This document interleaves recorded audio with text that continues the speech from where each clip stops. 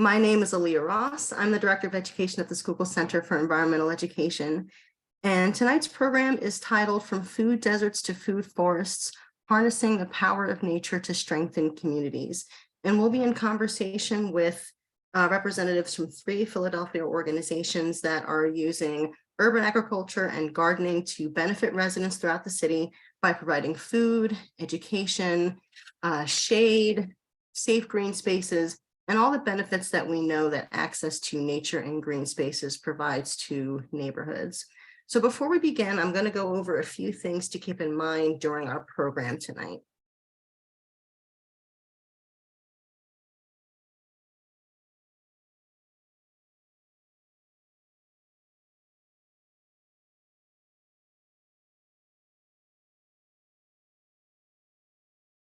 So this event will be recorded and uploaded to the center's YouTube channel.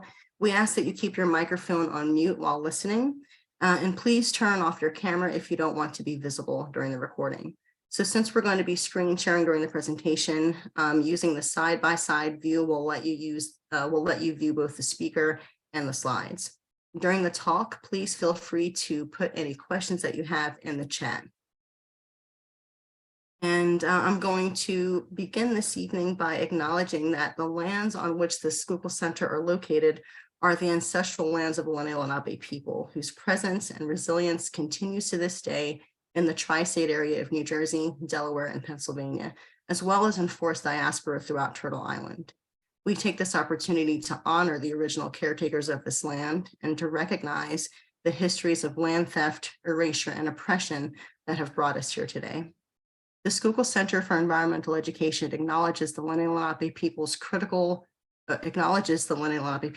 environmental stewardship since time immemorial as critical.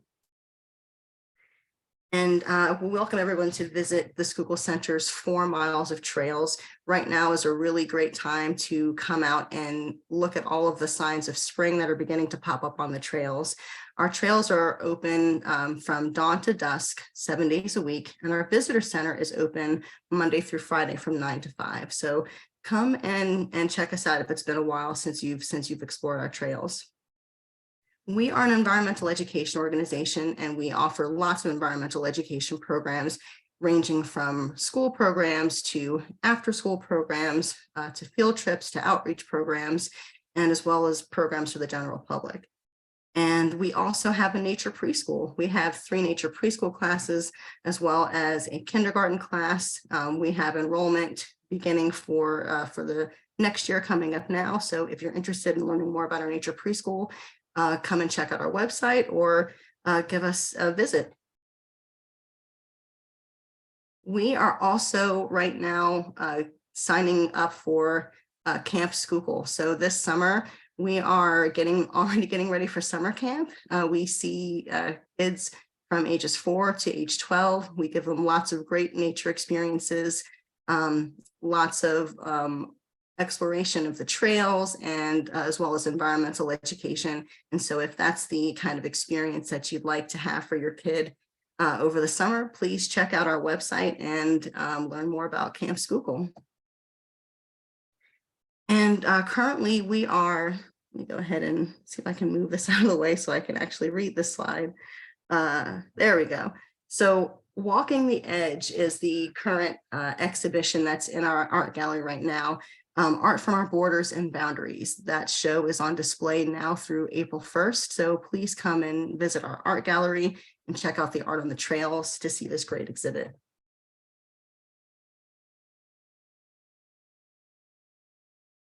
Hey, and we also welcome you to volunteer at the Schuylkill Center. We have lots and lots of opportunities to volunteer on our trails with our departments needing help indoors. Lots of opportunities to come and help. So please check out our website and learn more about our volunteer opportunities. We also welcome members. Our members receive discounts on programs and in the gift shop, and also advance notice of exclusive programs. It's a really great way to support the center. We rely on memberships and donations to allow us to continue to offer the programs that we do. So if you're already a member, thank you so much for your support. And if you're interested in becoming a member, again, you can go to our website and learn more about the benefits of membership. And we are currently collecting input and feedback from our community on our master plan. We want you to be part of it. Your voice is really important. It's a way to let us know the kinds of things that you are interested in seeing in a nature center. And so if you would like some input on our master plan for the future of the center, please visit this website. You can scan this QR code. It'll take you to a survey. And completing the survey, sharing your thoughts with us, you can win a native plant. So please share your thoughts with us and you can win a plant.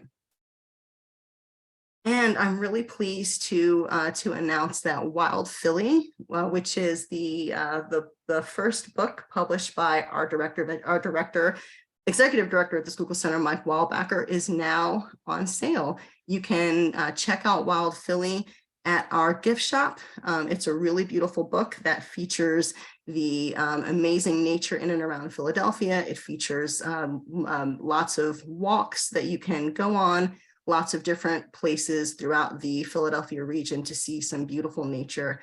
And so really encourage you to check out Wild Philly at our gift shop. And next Thursday, we are going to be featuring a community exhibition discussion of the current art show, Walking the Edge. And so it's a great opportunity to learn more about this art exhibit, how it came together. So please join us next Thursday at 7 o'clock, and we will discuss that art exhibit. Thank you so much. And I'm going to kind of turn our attention to tonight's program. So I'm going to stop sharing my screen here for a moment. Okay.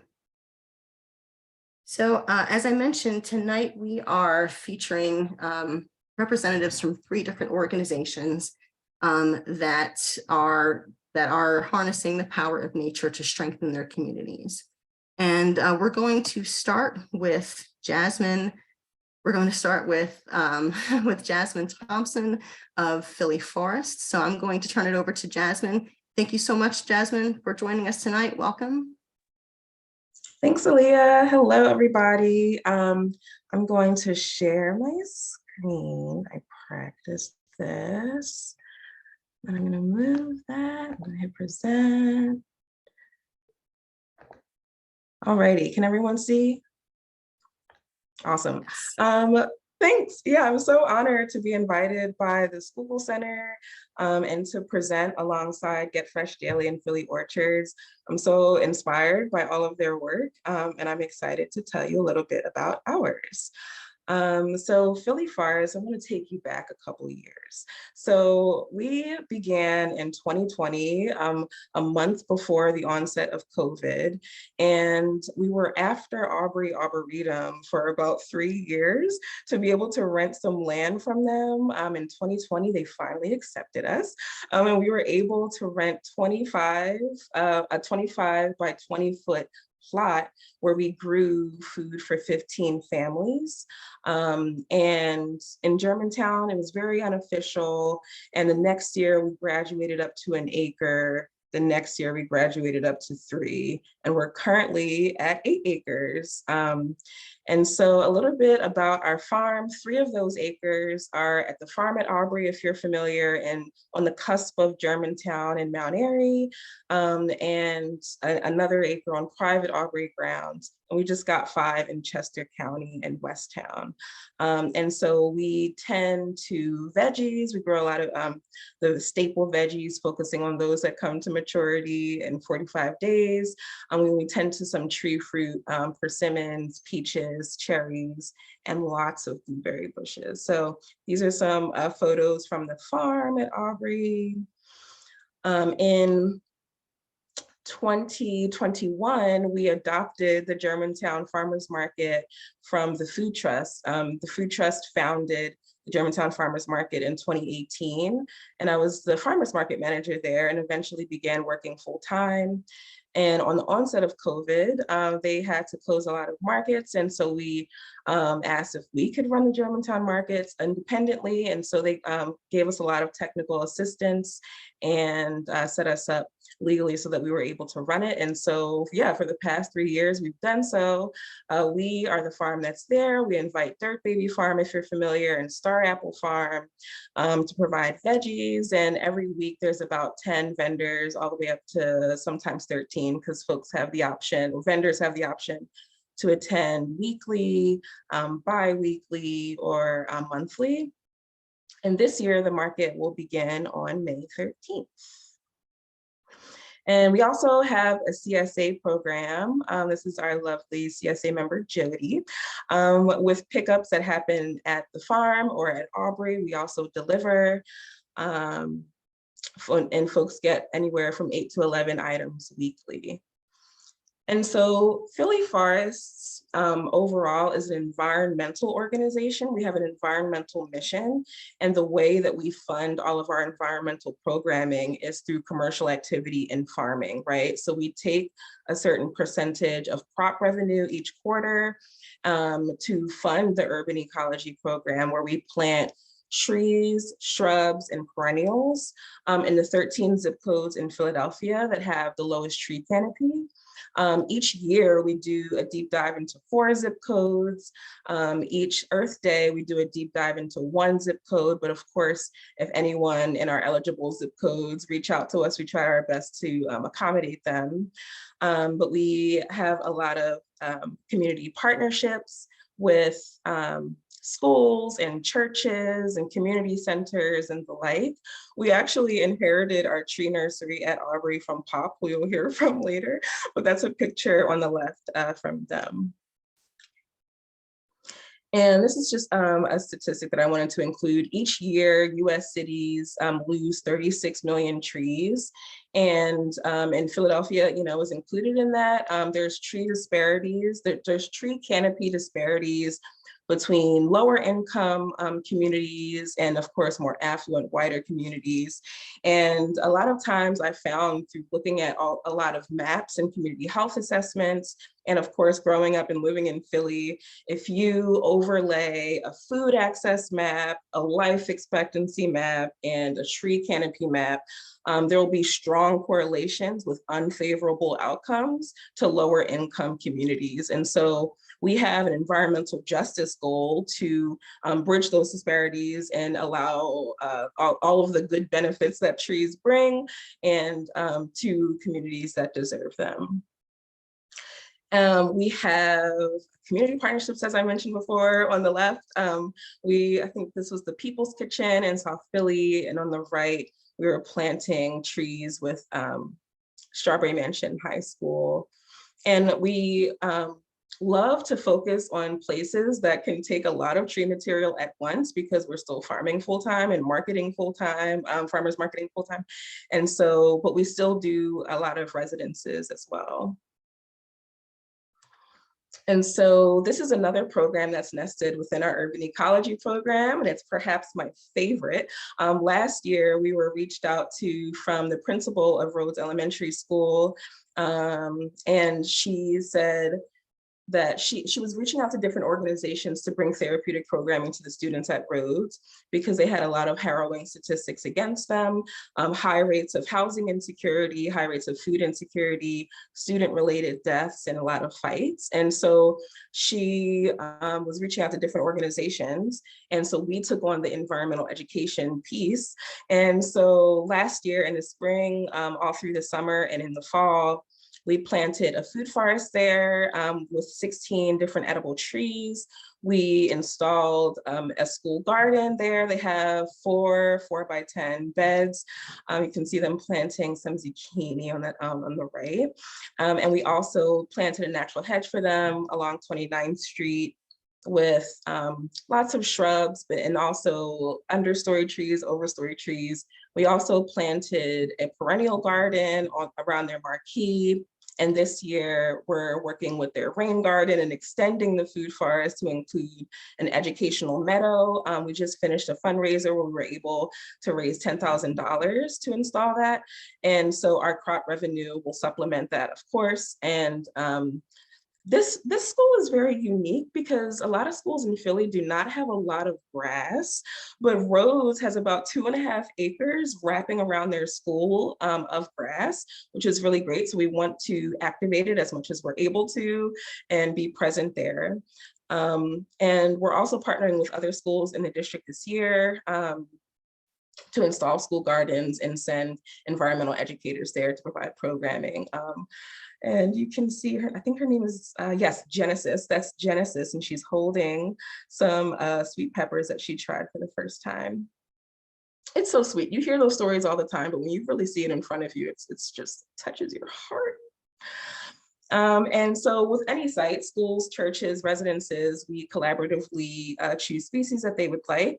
And we send a brochure of like, here's all the trees in the nursery, you know, and here's what's coming in next week.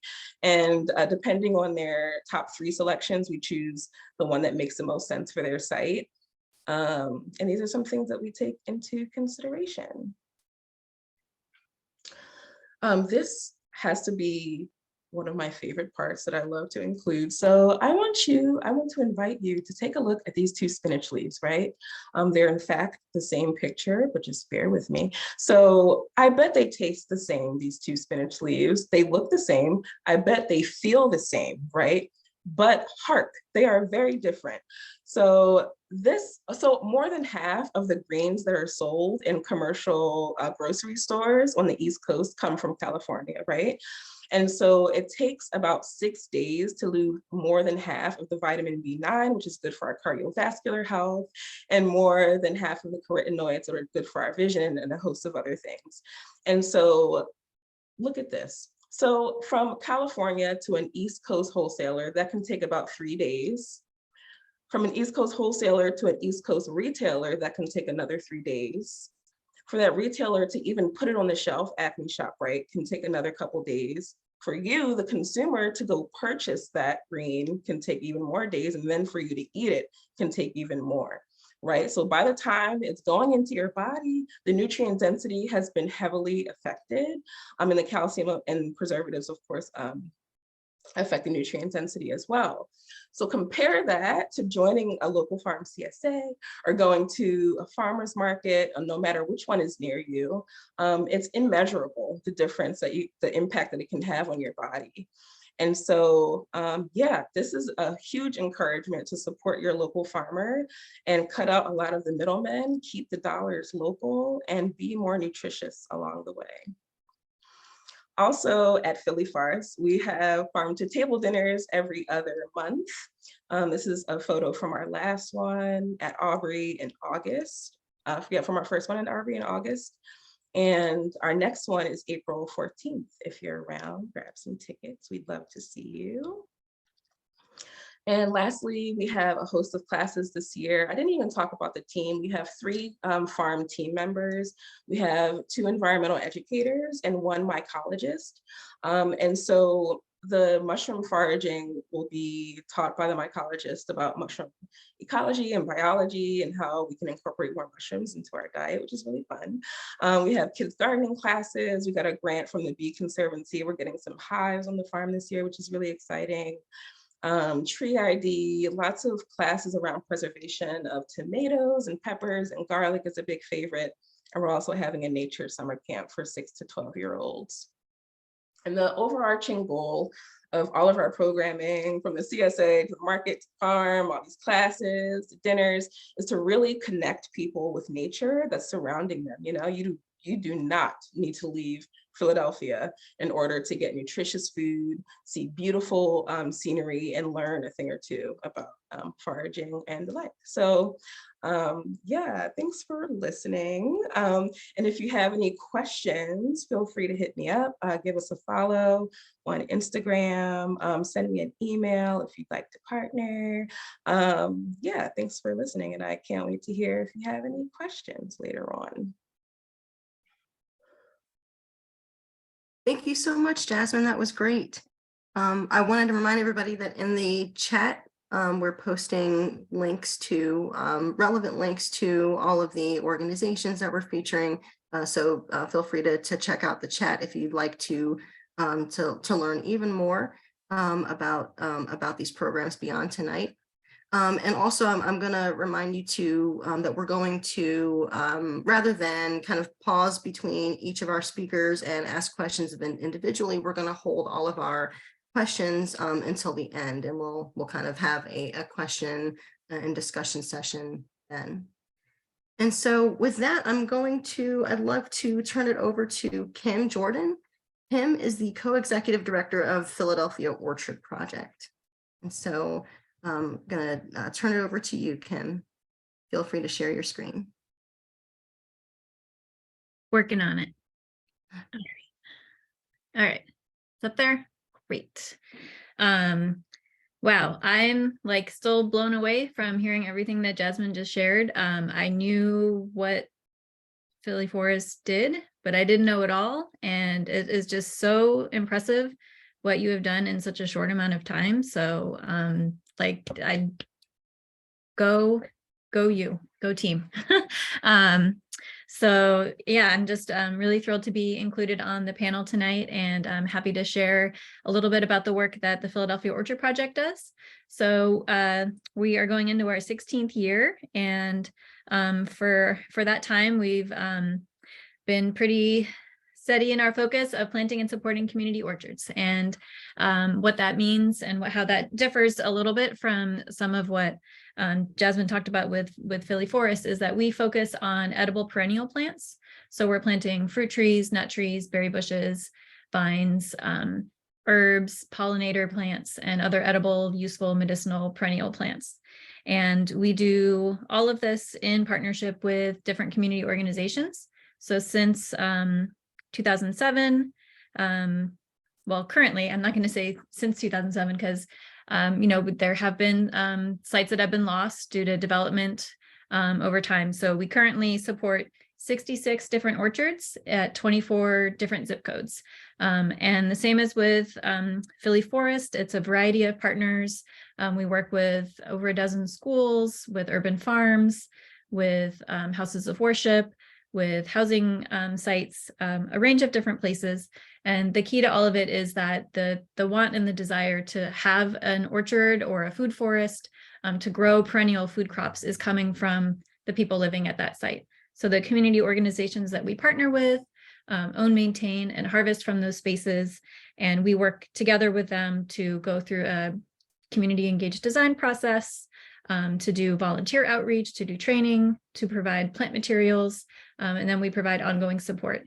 And so alongside, you know, the planting, we realized that we really need to engage in long-term partnership with each of the groups that we're partnering with. Not a lot of people have knowledge about perennial plants, and we're still learning every year. And things are changing with changing weather and changing pests and diseases and things like that.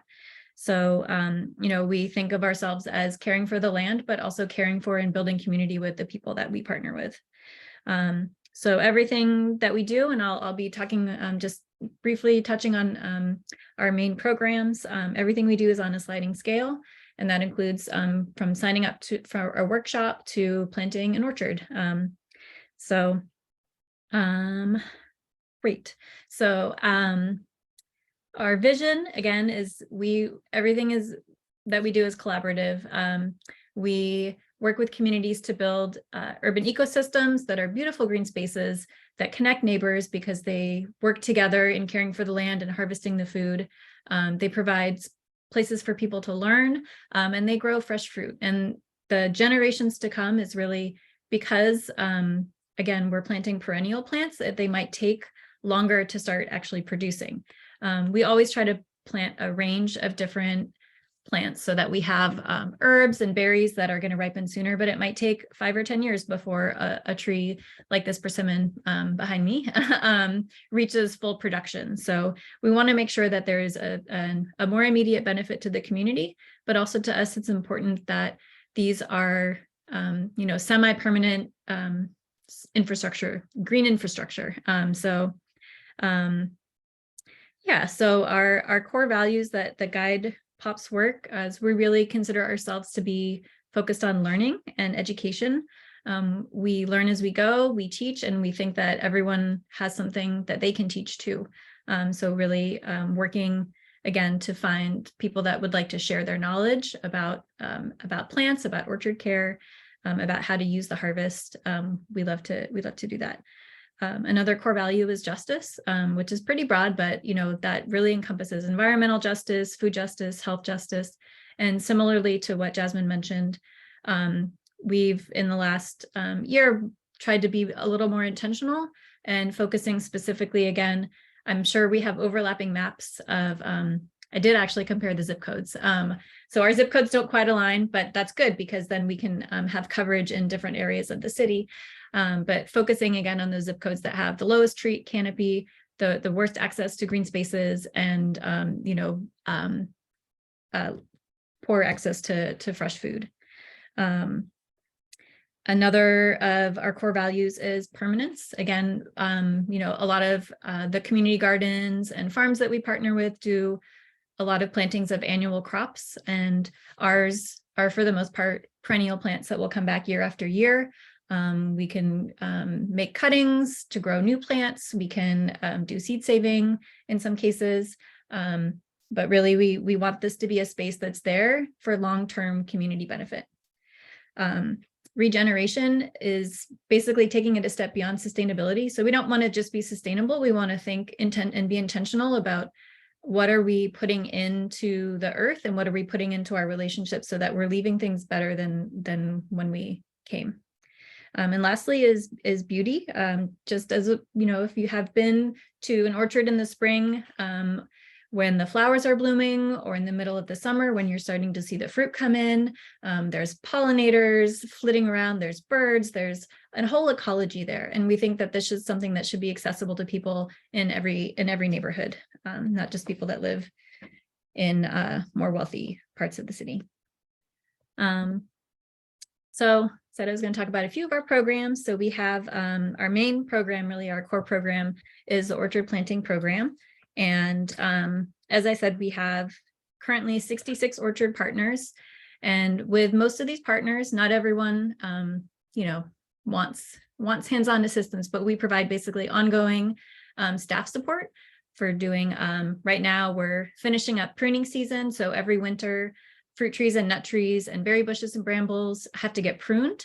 It's different from a shade tree where you're really opening up the tree and trying to create access to light and air so that there can be the best fruit production. And this is something that we do want to make sure that people know how to do. So finishing pruning, and then we do, for most partners, we do once a season, we'll do a check-in. We'll do technical support, we'll assess any pest and disease problems, we'll recruit volunteers, but we're there more often if we're asked. And some sites we do monthly work days. Bartram's Garden, Sankofa Farm has a beautiful, huge orchard. They have monthly work days on the second Saturdays. It is an amazing place. If you've never been there, go check it out. So that's, a bulk of what we do is orchard work days, either with our community partners and their folks that they bring in, or we're able to recruit additional volunteers. And then every year we plant new orchards. One of our sites where we're hopefully going to be planting this year, I don't know if all the details are set yet, but is with Get Fresh Daily at the school that they're based at in Southwest Philly. So that our Southwest Leadership Academy. So that's great. Last year we planted new sites at Fernhill Food Forest and Hamilton Elementary School and Life Do Grow Farm with Urban Creators. So those were fun plantings. And then we also expand existing sites. So they might need a tree replaced.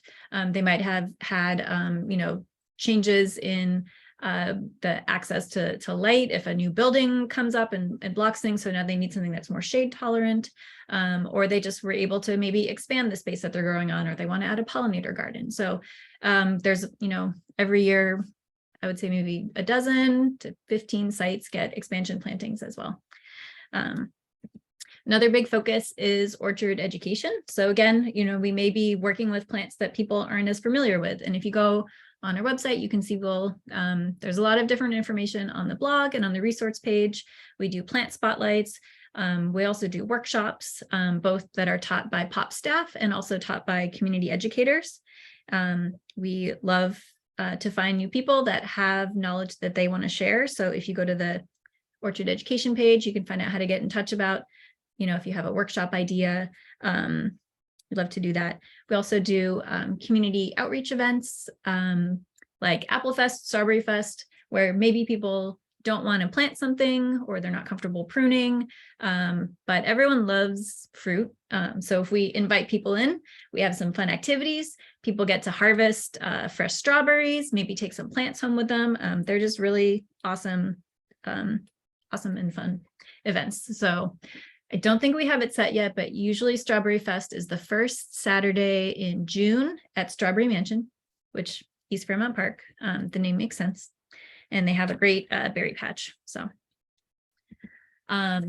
one additional space, and this is the only space that we directly oversee. So we planted the first trees here in 2020. So COVID year. And because this space was so big and we were able to plant the trees pretty far apart, there was a lot of room in between the trees. So we did something different at this site. Again, the only one that POP staff directly oversee. We've been planting and growing and harvesting annual crops there. We've been doing this since 2020. All the annual crops have been given to mutual aid partners in West Philly. So Food Not Bombs, the 52nd Street Fridge. And then just this past year, we started donating, working with Get Fresh Daily, providing some produce for some of their programs. So that was really fun. And then slowly as the trees mature, so they've grown since this photo, they're starting to shade out some of the rows. So we're converting it into a food forest. So there's still going to be an understory, but it's going to be perennial plants that are more shade tolerant. There might be some nitrogen fixers, herbs, and other things. We hold during the main season. Usually we do 2 work days a week there. It's a great opportunity to come out and learn. Our edible plant nursery is there, as it was at Aubrey for many years. They're another site where there's a really beautifully established food forest, and they do a lot of events and programmings there as well. But since I don't remember if it was 2020 or 2021 at this point, we moved our plant nursery to the Woodlands, which is where the Learning Orchard is. And this is we have a lot more sites in West and Southwest Philly and a lot more staff there. So it's really more convenient. And what's very exciting is hopefully this spring, we're finally going to be building 2 high tunnels where we're going to be able to do more plant propagation. And we're also going to be able to experiment with plants that are going to grow in the climate we expect to have in the near future. So plants that don't quite grow in this zone right now, which is zone 7, maybe try some plants that some hardy citrus, some olives, some other things that we want to experiment with. Am I okay on time? I did not keep track of time, so hopefully I am. One other program that I want to highlight is our Lead Orchard Volunteer Program. This was another one that we decided, let's just start this in 2020. So we have, a lot of volunteers that might come out once or twice a season, or, a couple times here and there. But what we always hear from our partners is what they value the most about work, about our partnership is having POP staff come out there, go through the orchard with them, help them address, potential problems that might come up, and sort of building up that relationship and having that sort of expertise and knowledge there. And, I think, Jasmine, you said you have maybe 5 or 6 people on staff. It seems a very small number. We were also pretty small. We're up to 9 now, which is the largest staff POP has ever had. But so this idea of this program was sort of build in another layer of support where volunteers are receiving additional training and resources from us. And then they are there with an orchard in their neighborhood, hopefully that they've already volunteered at and have a relationship with. And they're there supporting our partners with monthly work days and other stuff that's going on at the site. So Last year, we had 26 lead orchard volunteers at 18 different orchard sites. This year, we're trying to add on both like increase the size of the team. So we have, you know, at least 2 people at each site, but also add some additional sites again in those priorities most impacted by food injustice and environmental injustice. Lead orchard volunteers can get a seasonal stipend. And, you know, we did a couple in-person gatherings last year, but we also do some just like sort of building community on this type of Zoom meeting. And yeah, so it's been some really fantastic folks that we've met through that. Some of them are coming back now for their 4th year in the program. And it's just been really amazing getting to meet all the people that have become lead orchard volunteers. So there are a few sites that we are looking to recruit for. I'll just give a quick shout out to the FNC Farm at 8th and Poplar, Historic Fairhill, Mill Creek Farm, Norris Square Neighborhood Project, Strawberry Mansion, and Urban Creators. If you are connected with those sites or live in neighborhoods where those sites are and you want to find out more, hopefully the link to learn more about that just went in the chat. I'm not paying attention, but I can put it in there later too. So again, like, you know, we do a lot of different things, not quite as much land to care for as Philly forests. But, you know, we're working all over the city and increasingly, you know, just in line with what is needed for this moment in time. Well, every moment, but more so now, and really to advance some of the goals from the tree plan and the urban ag plan. We are looking with respect to all of our programs, how can we make this more equitable and more inclusive?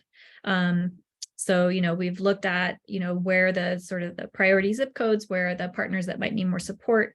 And if you look at those plans, the tree plan was just released. You can go see it all online and see those maps and see where those areas of the city that really do need, they really do need all focus, you know, there. We've been trying to build these high tunnels for a long time. We're excited because we'll be able to grow and donate more food and also propagate more plants that get distributed to our partners across the city. And then we keep changing the name of it. It first was called the Rematriation Program. So basically trying to provide plant materials that grow here to regional indigenous groups. It's sort of expanded beyond that to say, like, how else can we be supporting the work that these groups are doing? And for us, it's a little bit different because we might be looking outside of the city. We've always concentrated on the city of Philadelphia, but due to the fact that, you know, indigenous people were removed from the land here, they are working and farming and growing in other spaces. So we're trying to see how can we honor the Lenni Lenape, the Nanticoke, and the other tribal groups that were originally stewarding the land here and are still here, but may have to be working on spaces outside of the city. So we are developing that and hope to share some more news on that soon. So here's my pitch for how to get involved. Obviously volunteer. We have, you know, a lot of workshops throughout the year. We have a lot of resources on our website, on YouTube, all of that. Obviously, we always love people to donate to support our work and to share what you learn. So, whew. And then one last thing I just thought of while we were going through this is I'll put a save the date. Our spring plant sale and open house, Saturday, April 29th. And if anyone would like to come and sell annual plant starts, we don't have those, but people always want them. So let me know and we will welcome you to sell some plants. So thank you. And I look forward to our conversation after the next session. Thank you so much, Kim. That was great. I would have never had any idea that there were 60 some orchards in Philadelphia. That's really amazing. Well, they're not all as big as Bartram's or the Learning Orchard. Some might be very small, but yes. Thanks. All right. And I would love to now turn it to Jiana Murdic. Jiana is the founding director of Get Fresh Daily. She is our third speaker for this evening. Welcome, Jiana. Hello, good evening, everyone. Thank you so much for having me.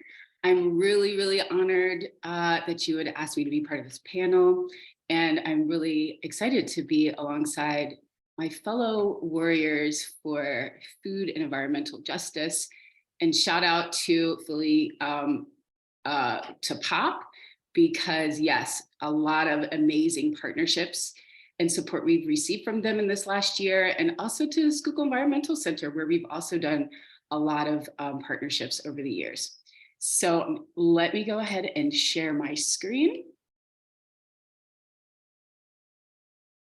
And we'll go ahead and get going. Hold on one sec. All right. Okay, here we go. All right, so hello again. My name is Jiana Murdic, and as Aaliyah said, I am the founding director of Get Fresh Daily. Get Fresh Daily is a mission-driven organization, and our goal is to cultivate community well-being at the intersection of plant-based living experiences, our farm fresh produce delivery boxes, and culturally empowering nutrition and wellness education.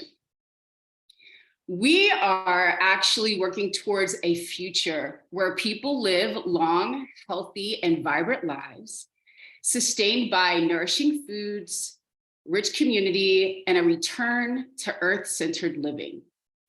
We offer a holistic but realistic approach to wellness that pushes back against the system that says being well is not for everyone and just for a privileged few.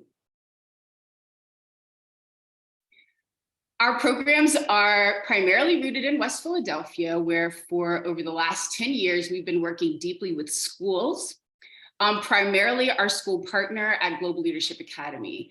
And what we have been doing there is really working with them to develop and support wellness policies that impact children throughout the entire school day, but also looking at ways that this wellness policy can impact the entire school community, including the staff and the families. So we launched our youth environmental programs in 2017 in an effort to, again, be more holistic with the programs that we were offering. And also recognizing the importance of modeling healthy behaviors and lifestyles to children, and wanted to be able to do that for 8 hours a day. But the other great outcome of that was being able to bridge direct connections with those families. And so here's a picture from Camp Excellence, where in between our cooking classes and our hip hop classes, we took time to harvest our food from our organic school garden. And since 2017, we've been expanding our programs to the surrounding community and Philadelphia at large, recognizing that Philly is the most unhealthy big city in the country, and that one of the neighborhoods with the greatest health disparity in Philadelphia was the community that we were serving in West Philadelphia. Heart disease is the #1 killer of all Americans, but this disease, along with diabetes, certain cancers, disproportionately impacts Black people. So for example, if we look at high blood pressure in Philadelphia, almost 33% of all Philadelphians have high blood pressure, which is about one out of every 3 people. The least occurrences of high blood pressure is University City. And in that community, it's about 20% of their residents that have high blood pressure. That's still high, right? But when we're talking about Black communities that in particular are marginalized, The two communities that have the highest incidences of hypertension are Mill Creek in the Parkside area, with almost 45% of residents having incidences of high blood pressure, and Cobb's Creek, which is topping up at 46%. So we're talking about going from 1 in 5 people in University City with high blood pressure to almost 1 in every 2 in our Black marginalized communities, which is absolutely devastating. And the fact of the matter is that these are food-related diseases that can be prevented, managed, and often reversed through lifestyle changes like exercising, reducing stress, and healthy plant-based diet. So easy to do, right? Like, that's not easy for anyone. But particularly in marginalized communities across the city, the effects of systemic racism has eroded green spaces, has diminished our tree canopy, making going outside just to cool off, to exercise, just to relax or enjoy nature extremely difficult. Most Philadelphians living in marginalized communities have access to more than 20 stores selling unhealthy foods and unhealthy products like cigarettes, alcohol, etc., within walking distance of their home. This is like corner stores, Chinese food, pizza, fast food, block after block after block. And this really obviously makes me very upset, because we know in the more affluent neighborhoods like Rittenhouse, Chestnut Hill, it does not look like that. That is not the reality of the folks that are living in more affluent neighborhoods. And while popular culture wants to, really rally behind the term food deserts, we recognize that these neighborhoods are more reflective of like a swamp, because there's no shortage of access to food. There's plenty of food, but the food is all unhealthy, or primarily unhealthy. And even more accurately, we should call it food apartheid, because it really connotates the intentionality behind the design of these neighborhoods, the intentional imbalance in looking at an affluent community versus one that is marginalized. And so we address this disparity through our Freedom Greens and Gardens initiative, which actually just launched a couple of years ago. In fact, we are coming into our second full season in our garden, and our third season overall. Our first season we started in June, and on Juneteenth, in fact, of 2021. And it is our learning and healing space. It's located directly across from Malcolm X Park in West Philadelphia. And it's designed to be a destination for well-being and community connection in this community that has been deeply impacted by systemic racism and food apartheid. Our wellness events, programs, and workshops that we host in the garden, they center Black people and people of color, but they're open to everyone, because wellness is for everyone. We're just flipping how our society has centered people of means in wellness and making it feel inaccessible to people who may not be affluent, or may not be able to get to Whole Foods, or may not be able to pay for yoga classes. It's also really important for us to provide a peaceful, beautiful space in the midst of a lot of noise for residents to just be themselves, be able to take in some beauty, and be able to appreciate nature. Alongside our earth-centered experiences, we offer a year-round produce box designed to make it easy for all people to get the farm fresh produce, farm fresh, local, and organically grown produce they deserve, and the food that they need to form the foundation of a beautiful plant-rich meal. Every box includes a simple culturally empowering plant-based recipe to show people how to use the ingredients in that box.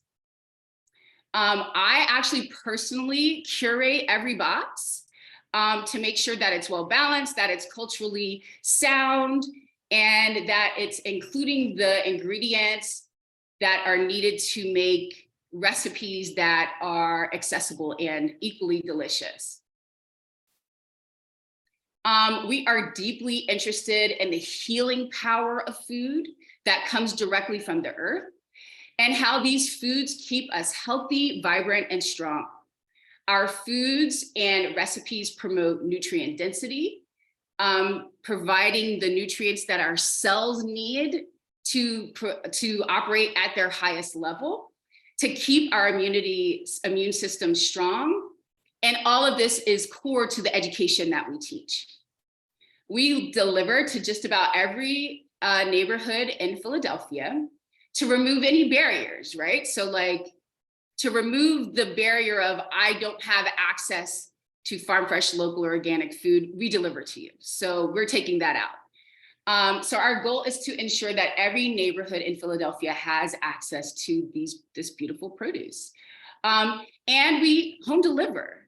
And so by providing home delivery, it ensures that members of what we call very affectionately, members of our Get Fresh fam, receive their food with dignity, because we're all deserving of that. We're all deserving of getting beautiful food with dignity. Our boxes are $25. We make it accessible to all. We've been able to be consistent with that price since we started this in 2021. But this is a mutual aid initiative. So we're proud to accept payment on a sliding scale. And at the same time, every purchase helps to offset the cost of those discounted boxes. So our goal is to level the playing field, right? Level the playing field in terms of wellness and access to delicious nutrient-dense foods that have been deemed only accessible to folks that have privilege and affluence. Yeah, so that's about it for me. Just trying to stay brief. Of course, I could go on, but I do want to share that all of our programs are in alignment with the Earth. I mean, this is an Earth-centered organization. So look for our official reopening on the spring equinox on March 20th. And at that time, we'll be announcing all of our exciting programs that we have planned for this season. And please save the date for our official garden opening and the launch of our garden-based programs on Earth Day, which is April 22nd.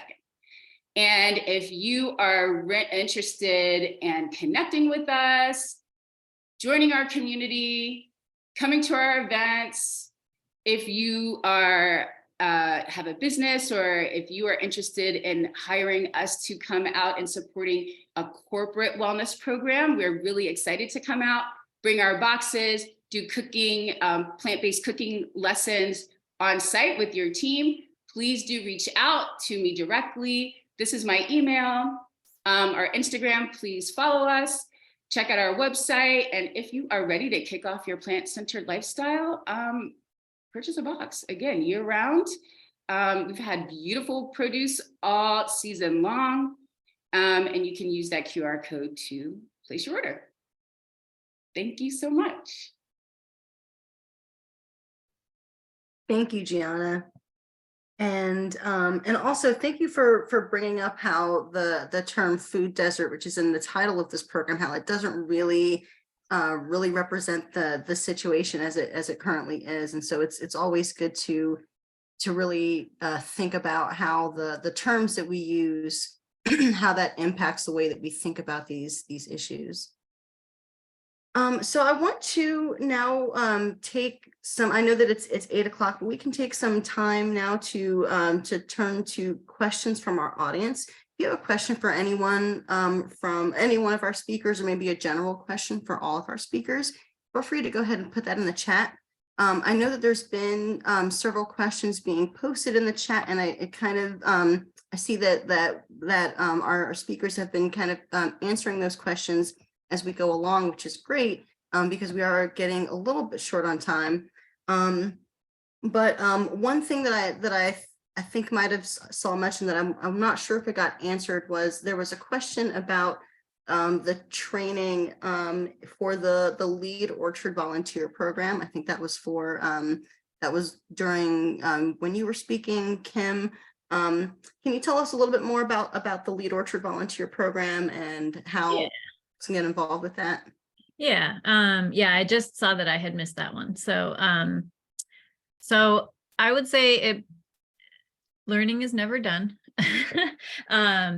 So we have a whole sort of list of resources and recommended training. So both right now we're actually in the middle of our 4-workshop series called POP-CORE, which is POP Community Orchard Resilience Education.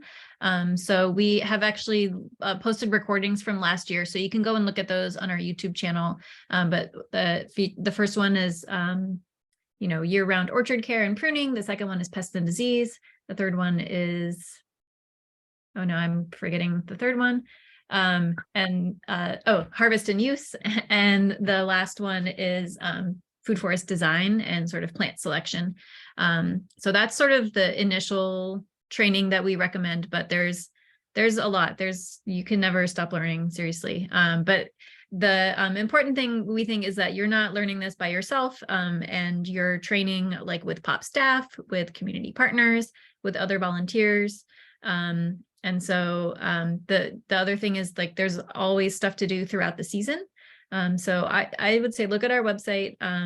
There's information on the program, on the resources that we recommend, and on sort of like seasonal orchard care.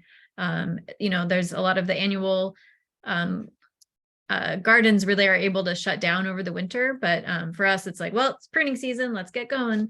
So there's just different things that happen throughout the year, and there's always a lot to learn. So but yeah, we are hoping if people are interested in that program, we try to like have people start at the beginning of the season so they can sort of experience the whole season in one place and get to know it and get to know the plants that are there, get to know the people.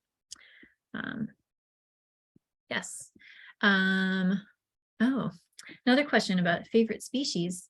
Yeah, so maybe I'll see if anyone else has another question for someone else first, so I don't take over all the time. Or I'll just say figs. Figs. They are not native to this area.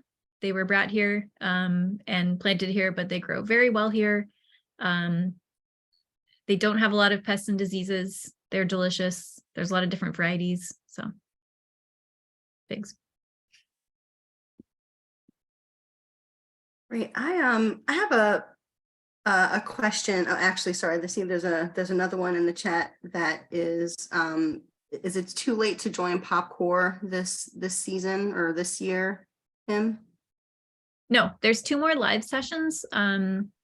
Wednesday the 15th and Wednesday the 29th. But again, the recordings from last year are on our YouTube channel, so you can go look at those. And actually, I'd even recommend, if you are going to join it live, watch the one from last year, because they're like jam-packed. So there's a lot of information, and then you can kind of have a sense of like, where do I run it? Like maybe ask some specific questions. So not too late. Thanks, Kim. So I just wanted to say it's really inspiring to see the breadth of activities that's going on around the city, the knowledge that's being shared with both kids and adults, and it's just really inspiring, and I'm so glad to see that this work is being done. I want to ask about the impact that your organizations are having through your school programming. Because I noticed that all 3 of you talked about the connections that you have with different schools, and I think it's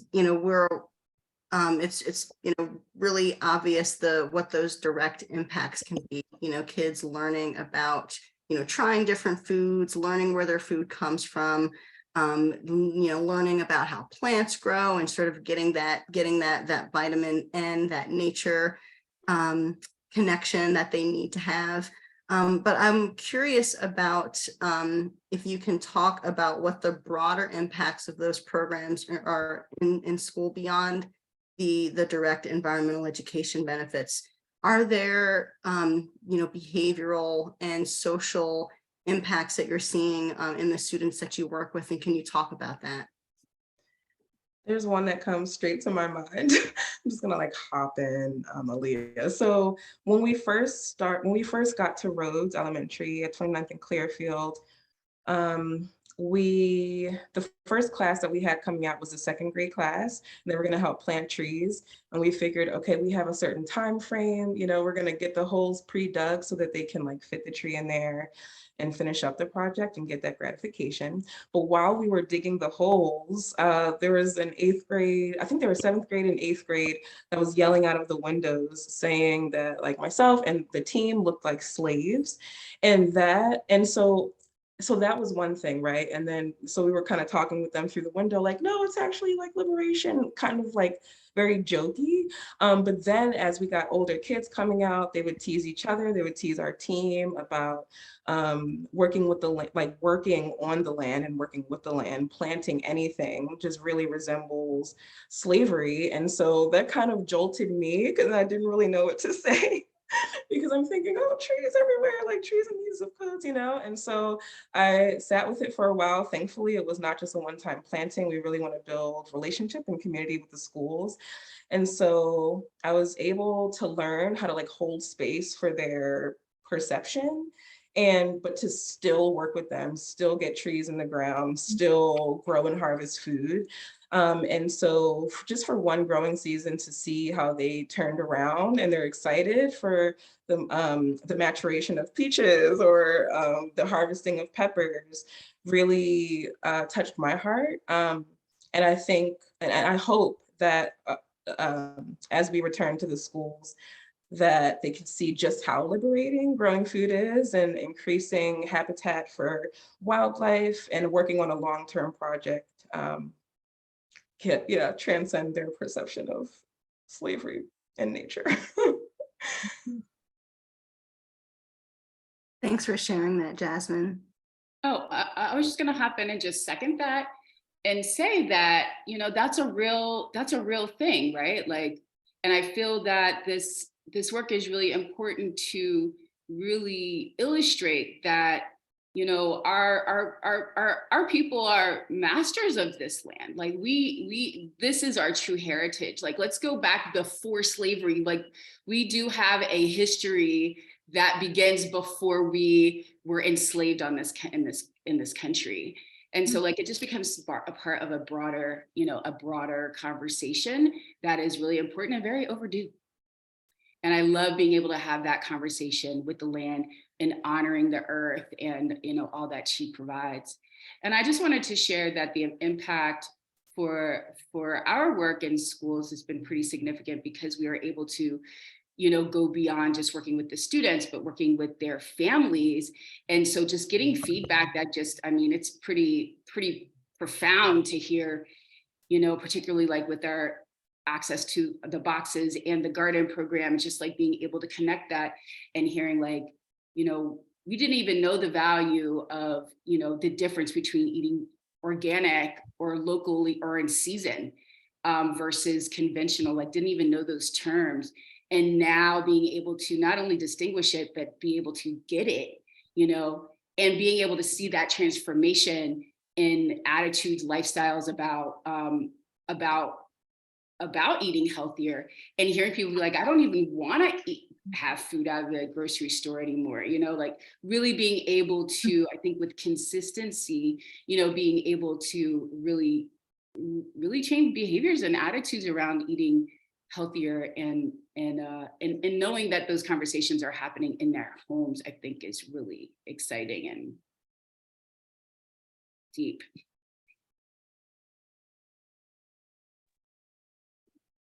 Yeah, I think I said I wasn't sure, but I'll just add, we're always aware that there is like, current day trauma and then generational trauma, and just that trying to provide that positive, welcoming environment that lets people connect with the land in a different way, and to be able to experience it and share it, like you said, that share that enthusiasm with their family and with their neighbors, and you know, getting to find a worm in the ground, or getting to pick a ripe raspberry off the bramble is, like, you know, it can be a significant moment. So just yeah, thanks for sharing both of you. Can I also say one other quick thing too, to that made me think about that, Kim, is, you know, so many kids in the city, they don't go outside, right? Like they are encouraged not to go to the parks. They don't have green spaces. So to see a child that might at first say, ew, dirt, ew, bugs, I don't want to be out here, come to your space and like get completely into it, kicking off shoes, toes in the grass, like just seeing their eyes light up being in that space is powerful. And then seeing their parents respond to their kids' reaction in those spaces is really transformative. You know that that's making a big, you know, that conversation is going back home. I think as just to add on to that, Jiana, as environmental educator, it's really apparent to me how important it is to get the message to kids, because they bring it home, they get excited and they bring it home to their parents, and then that's really how that learning happens. That's how you can bring the whole family in. I wanted to, I see that we're getting really short on time, but I wanted to kind of raise one more question. Throughout the evening tonight, I've heard a couple of things mentioned about how you're connecting people to the nature around them, and why it's important, why that is important. I was wondering if we could talk a bit about, or if you could answer that question, why do you think it's important for people to connect to the nature that is around them and in their neighborhoods and in their cities? What significance does that have?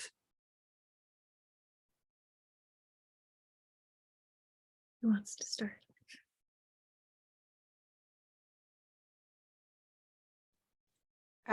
Okay, so I would say one thing that pops into my mind is emotional and mental regulation, and being able to take some respite from the very fast-paced, very demanding world that we live in, where we have to focus on production and efficiency and making sure we're on top of everything. It's really nice to take a dip into nature and to just follow the path of a bird for 10 minutes, you know, and kind of take your attention away from a man's built environment, I think is really important. That's what comes to mind right now. I might, you know, piggyback on someone else. I don't have a long answer, but anybody else? I would say, I mean, I think it's an interesting question, because depending on where you live, you know, it really depends on where you live in answering that question, and how important it is for you to connect to the, you know, the earth that's around you, that you have access to, right? So like if you are living in an area where you have a yard and you can go sit under a tree, and, you know, like that's really important because it's so accessible, and that you don't always have to go somewhere else. Like you don't have to go over to the Wissahickon Park or go this extra place. Like there are spaces right in front of you, or, you know, close to you. But if you're living in a marginalized community, you might not have a yard, you know, you might not have a tree to sit under. And so I think that it's still important to make that recognition, so you can make the point that it's unfair that you don't have, right? Like to make it clear, like you should have more green space accessible to you. You know, I mean, that's how I feel about it, that it's like, you're right. I mean, kids say this to me all the time, where it's like, we're supposed to go outside, but it's not safe. You know, I'm like, well, let's talk about that. You know, like that's important, and it's not fair. You're right. you know, but at the same time, we have a garden here. It's like you can walk up to the garden. It's a block away from your school. There is Malcolm X Park, and we can show you a really great safe space in there that's a little bit quiet, that you can bring your blanket, that's a little bit away from like the noise and things like that. But I also think it is important to take them to Schuylkill Environmental Center like we do, to show that there's more than just this, you know, that there is more than just this, because so many people don't even leave their neighborhood. They don't even know that there's more to it than what you're seeing every day. Mm-hmm. Yeah, beautiful. Yeah, I think I would just add, just thinking of what else the benefits are would be really helping people make that connection between, like, you know, it's not just like, we're not just people in this concrete, you know, environment. We're connected to each other, and different parts of the environment are connected to each other. So if you provide a habitat for, you know, bees, or you provide a tree that a bird can put a nest in, seeing how that happens. And also, like, people are so far connected, so far away from most people, not people on this call probably, but knowing how food is grown, even if it's something that is like, does it grow underground like a potato, or is it growing on a bush, or is it something that grows back year after year? So just getting to see that happen, and then understanding the pace and the patience that it requires. It really sort of makes you understand, like, that you're just one small person in the world, and everything else is just going to do what it does. And, you know, you have to be patient, because you can't plant a pea and then have a harvest the next day. So I think especially for children and younger people, like, learning that patience is really important too. And it's a reminder for all of us too, just to like slow our roll, slow our pace, and like let things develop.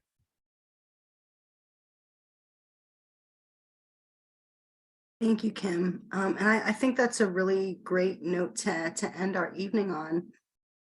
I want to thank everyone for joining us tonight. I'd also really love to thank our speakers, Jiana, Kim, and Jasmine. Thank you so much for joining us. Please, everyone, please visit the links in the chat, learning more about any of these organizations. And please also join us tomorrow, or not tomorrow, but next Thursday at 7, when we will be exploring Walking the Edge, the newest exhibit in the Schuylkill Center's Art Gallery. Thanks so much, everyone. And thank you. Yeah. we'll unmute for just a moment and thank our guests. Thanks for coming, everybody. Thank you all. Thank you all so much. It was really great to be here. Thank you. Thank you. That was wonderful. Thank you. Have a great night, everyone. Thank you. Drink your water.